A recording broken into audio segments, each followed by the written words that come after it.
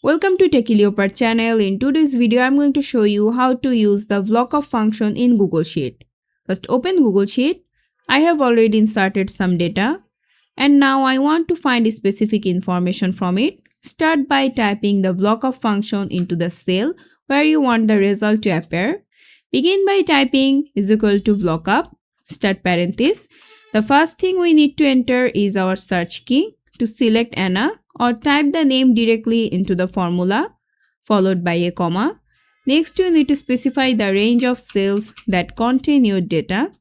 You can manually type the range or use your mouse to select the entire table or just the relevant portion of it. After the range, we need to enter the column index number, the number of the column from which you want to retrieve data, then add another comma. Now we need to specify whether your data is sorted. Since our data set is not sorted, we will type false. This tells Google Sheet to search for an exact match. Close the parenthesis to finish the function, then press enter. You should now see the result you are looking for. If you want to find another piece of information, simply change the search key and type the value you want to look up. The VLOOKUP function will update automatically and display the new result. And that's it.